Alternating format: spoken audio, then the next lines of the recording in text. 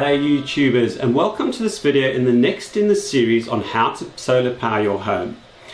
Now, certainly from the previous videos that I've created, one of the big questions that comes out is when people want to size their solar power systems, you obviously need to know how much energy you're consuming. And the one way to do that is to, first of all, perhaps have a look at your monthly bill. That's the one way to do it. But ultimately, what you want to do is try and make your house as efficient as possible, because that'll reduce your outlay on your solar power installation. And for that, you need to be able to kind of monitor your energy consumption and see that any changes you make are actually working, or to find out where the big consumers are and to see how you can cut down that consumption. Now again, you can make those changes and then wait for another month to see your electricity bill, but that's not going to be the most easiest way to kind of track what you're doing. So there are various devices, from as simple as like this kilowatt little adapter, which you can plug in and monitor the power and energy usage of an appliance or device to start calculating your costs or to see where you can make changes. Now I've got a whole host of devices over here that I'm going to go through to show you. Some of them are literally that simple that anyone could plug this into a wall outlet, plug in their appliance and start monitoring immediately. Some of them, however, do require some expertise and can be very dangerous if you try to attempt to use these methods and you don't know what you're doing. I'll point that out as we have a look at them. Right, and before we go down to the bench, what I want to also highlight there is that even if you're not intending to install solar power, some of these devices can immediately highlight where you are spending money. I mean, you could own a business and you could have big fluorescent tubes, and if you've got one of these devices which can instantly show you, perhaps not in energy terms but in money terms, what you're spending over a month or a year, you can soon see how many of these you're burning away very quickly. And to demonstrate that, there's one device here I'm going to show you that's simply changing a light bulb. So switching from a normal light bulb to an energy saving light bulb, just making that simple change will pay for one of these devices fairly quickly. So if you can go and make lots of those changes around your home, there's potential for a lot of savings. Right then, so what I'm going to do, I'm going to go through these devices. I'm going to start off with the simpler devices first and then gradually work through the kind of more technical advanced ones. Now in terms of pricing on these, I'm going to have a link below this video where all these devices will be grouped together so that you can see their current pricing. So the first one I'm going to start off with is this one called Amwatt by Reliance. So this one is a very simple one. It's fairly safe and easy to use in terms of installing it. However, you do need to note some calculations over time, and that'll be the downside of a device like this. Now I'm going to connect this up. Now for all these devices, I'm going to be using a little portable heater to act as a load to generate some energy usage. It uses between 170 and about 210 watts. So that's my little device that we're going to be measuring.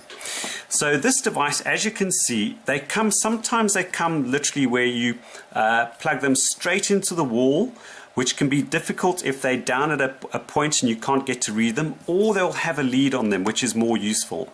Now this lead is fairly thick and stiff. At least it gives you some freedom of movement. So what you would do, you would plug this into your wall socket, just like that, and then at the back of the device, it's got a socket. So what you would do then is plug your appliance that you wish to measure into that, and straight away you'll see it comes up and it's got a display, and on there it's got a button which switches between amps and watts. Now I just want to note, as I said, with these devices you need to go and do some calculations, and if you want to understand how to do those calculations, then certainly go and revisit my second tutorial and third tutorial in the series where I go through that exercise. As I say, the later devices make it far easier because they either give you the amp hours and you can use your electricity rate to calculate what it would cost to run, or they give you the rate in actual dollars and cents or pounds and pence. So on this one, if I go and switch on the load, you can see when it's set to amps, you can see what the amp reading is. But it does have the switch where you can go straight to watts, and as you can see at the moment, in fact my little heater is using a little more, it's using about 262 It's dropping off because obviously the first, as it starts off, it'll use more energy and then it starts to drop down. Now once you get to the point where it's got a steady power reading, you can then note this value over an hour or a few hours and then go and calculate how much it's going to cost to run that device. Or at least you'd have an energy reading which you could note on a spreadsheet for all your devices. And the ultimate game, even if you're not going to convert to a monetary value, is to lower the power rating of your devices or understand what's using what. Obviously, the catch with this device is that if you had to connect this to, let's say, a refrigerator, your refrigerator is going to be cycling on and off during the day. So this isn't going to calculate for that. You would have to kind of note how much your refrigerator uses when it's actually running, the compressor is running, and then note how much it draws when the compressor is not running, and then estimate the kind of duration per day of that cycle. But that's where things get complicated, and some of the other devices are far more helpful. Right, the next device we have, which is fairly well known by now, is the Kilowatt. Now this was one of the first original ones, a P3, and there's a P3 Easy that comes after this, and then you even get power strips where you can plug in multiple devices. This one doesn't show you a reading in money terms, but you get both in volts, amps, watts, the frequency, and then your kilowatt hours as well, and the time this has actually been on. So it's great from that point of view. The later devices, as I said, do that calculation for you, but these now are fairly cheap. This again, fairly simple. You simply plug it into an outlet. Once you've actually got it plugged in, you'll see straight away it'll show you the voltage of your mains. You can then click to amp to show you the current, watt, hertz to show you the frequency, and kilowatt hours. But let's plug something into it to see how it works. Right, so I have my appliance running, or my little heater. If I go to amp, we can see the current that it's actually drawing over time. But here the useful one obviously is again the wattage, so we can see the power being used. For most part, you're not really interested in the actual frequency. If you click this again, you do get power factor. Now, for those of you who have got a more advanced understanding of electricity, that can come into play because that can have an effect on how efficient devices are. But for the most part, you probably can ignore that in your home. And if you go to kilowatt hour, this over time will start to click up and clock the kilowatt hours, and then that you can multiply by what you are being charged for each kilowatt hour to work out what your energy costs. If you push it again, it's got a clock which actually gives a run time of while this has been on and there's a load. So over time this will build up and start metering the amount that's being used. So for instance, if you've got this connected to a refrigerator, this certainly over a day or a week or a month would give you the energy consumption which is far more handy than the previous device that we looked at. Right, now the next device I'm going to show you is a clamp meter. Now the reason I show you this is because you may, if you are someone who's electrically minded and what have you, you may have the tools in your house already. Now the caveat to this is that you do need to know what you're doing, because what I'm about to show you could be dangerous if you are not used to using electricity, because you're going to be potentially working with something where you can get electrocuted. Right, so if you do have a clamp meter, what you can do, you can take a normal extension lead with a strip on it, and you can carefully split it up so that you can separate the wires. And because you're able to separate the wires, you can then use the clamp meter around one of the wires to take measurements. So here what I've done in this case, I've got an electrical connection block, and you can see I've got the live, the earth and the neutral all separated out. But you need to be careful because these screws will be at high voltage when this is energized. But I'll plug it up and show you how it operates. Right, so in this case I've got the little heater running already. I've got my clamp meter, and what I can do, I can switch that onto amps or current. And then what you do is then put that around the live conductor over there, and then you can get your current reading. So from this, if you only had a clamp meter which could measure current, you could multiply this by the voltage to work out what the power is. And from there, obviously, once you've got the power over time, you can then work out the energy consumption.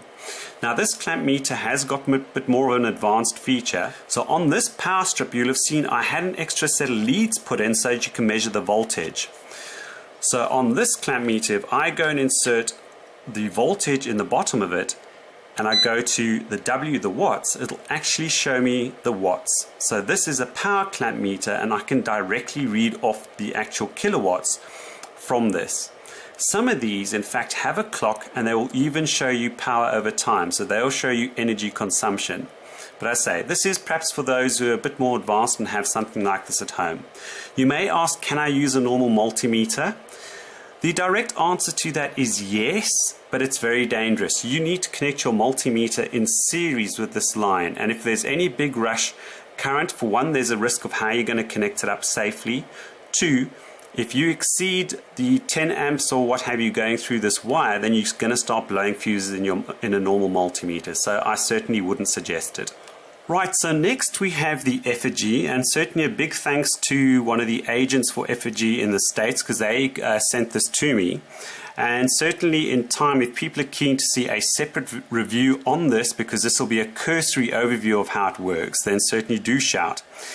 But this device, as I say, this is one of the different devices that you can go and connect up to your DB board. And this is, again, I want to give you a heads up and a warning that that can be dangerous. What you see here is a little hub, which we'll talk a little more about later, which can actually connect your energy device to the internet so you can monitor off a website as opposed to having to download to a PC.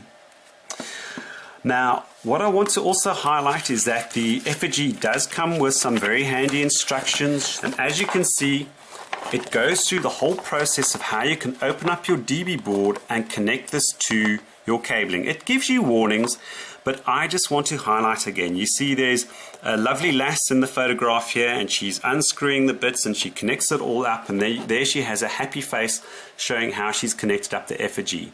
But it might not end up with a happy face. Dabbling around in a DB board is very dangerous, and if it's not your area of expertise, don't do it. And I'd say don't even follow these instructions. If you are concerned, rather call an electrician, get them to install it properly for you. I think you'll be far better off doing it that way. Right, so the Effigy device kind of comprises of this receiver, which can give you remote wireless, which is a really handy feature, wireless readings of your instantaneous power use and the cost.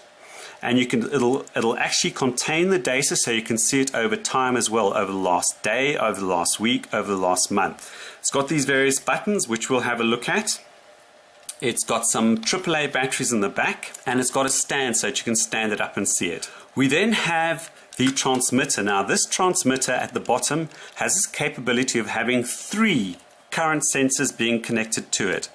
Now these current sensors, I must say, I had an Effigy when I was in South Africa, and they were far cheaper than this. These have got now, they've moved on to some really nice kind of latch arrangement which work on these. The one risk I can see with these is that if you do have a whole bunch of heavy cabling inside your DB board, this may be tricky to get around the cabling, but again, that's another reason to have someone qualified install it for you. So they supply it with 2 of these to cater for houses that let's say in the States or Canada, because the primary voltage is 120, but you can be wired for 240. So if you do have that situation, then you have these so that you can monitor 240 as well. If you have 3 of these, this does cater for, let's say, 3-phase installations as well. So if you're running a business and you want to see instantaneously when you switch off your fluorescent tubes in your shop, for instance, you would instantaneously be able to see what's going on. So this is really handy because you could have this in your kitchen and be seeing what happens when you switch on your stove or have an electrical appliance running. You could then take this to your lounge and then watch what happens when you switch on some lights or a television. So certainly a lot of flexibility from that point of view. Now, the one thing I want to highlight with all these devices, these are cheaper consumer devices. They certainly won't be the most accurate, but for the most part, they'll give you good readings. Most of these devices don't measure both the actual current and voltage at the same time. So this device, for instance, you have to tell it what your voltage is. And if you don't get that spot on, well, then your readings won't be correct. and it's also not going to account for power factor. As I said, power factor shouldn't be a big concern in a home, but just to take note that that's where the weakness of devices like this. Right, so this device basically, as I said, what you do, you have it connected up to the transmitter, and you can set different intervals in terms of whether it transmits every 10, 15 or 20 seconds. Then I can demonstrate, I don't need to go into DB board because I've got my cord here. We can pretend that this is, let's say, a live wire inside a DB board. It would simply connect round there, and then if we go and put on our power device, we can start instantly seeing, it'll show you the cost, and this is showing cost per hour. You can then also select to go and see your instant reading. So if I obviously go and switch off the heater, you'll see, although it isn't instantaneous because you've got that 10 or 15 second delay while the actual transmitter transmits the data, you'll see there it's gone to 0. So that's just something to be aware of. I switch on the heater now, and so you do need to wait a little while. If you're kind of switching on lights on and off to see what they're using, you can see that it obviously caught the peak current. Now in the next update it'll certainly be lower, so you just need to be aware of that and wait for it to settle on a kind of constant value. If we kind of switch the buttons here, the top function button will go through and show you, as I said, your average over a day. It'll even show you if it's been logging long enough. It'll contain your average over a week and a month. It's got a history where you can go back in time. So this is a date, and you can go back in time and go see each day what your average is. It will then, when it's built up sufficient time actually running a device, because you can insert a tariff, it will actually show you your tariff, what you're spending per day, per month. So this is very handy for tracking that. Now what you can do is also download this onto a PC. But of course that means taking it to your PC, downloading so you can go and track that. And so what Effigy have done, they've brought this little hub into effect where basically you can connect this to your internet, and it will receive the data from the transmitter. So you don't have to have one of these. You can in fact just buy a transmitter and one of these hubs and go and view this online if you don't need the instantaneous readout or something nearby. This will log to their website free of charge, and you can go and set like limits on what you want to spend. You can track your usage over time. It'll graph it. So, but obviously be aware that your data is being sent and hosted on their website, but nonetheless, if you don't want the hassle of downloading this to your PC, it can happen automatically, update over the internet. Right, then the last device I have here is a device by Belkin. This one's quite interesting. They've basically got this remote monitor. Now, when I say remote monitor, it's obviously corded, but at least they give you a fair bit of flexible cord, so that if you do have this down at a power outlet or behind a refrigerator, you can place this somewhere where you can easily see it and get to it. So it's as easy as literally plugging it into an outlet. Once you've got it plugged into an outlet, you'll see it'll power up and it gives you a watt reading. So I'm then going to plug in, let's say our heater, which we want to monitor. Now this device is really set up for kind of the end user who doesn't know much about electricity. They don't really want to know about power consumption. They just more or less want to see cost. It will still show you instantaneous power. So if I go and switch on our heater, the first thing I'll do is just click on the lightning bolt, and you can see it's giving us a wattage reading. So you can see the power reading and go immediately compare the power rating or the power usage of devices. It doesn't show you power consumption. Now it's a pity that they didn't have that on a multi-switch over here. It would have been handy because it's obviously using it internally to calculate the cost. Now what you can do, you can hold down this $sign and you can go and input the cost of your electricity. And from there, if you go and click on the $sign, you can see that it's showing you there 365. So it's showing that over a year, if I'm running this little heater, it's costing me $167. If I go and push it again, it will show you per month. This is costing $13.78 to run that. So again, certainly a very helpful device for the folk who just want something fairly simple to use. The little globe over here will show you your carbon footprint over that time.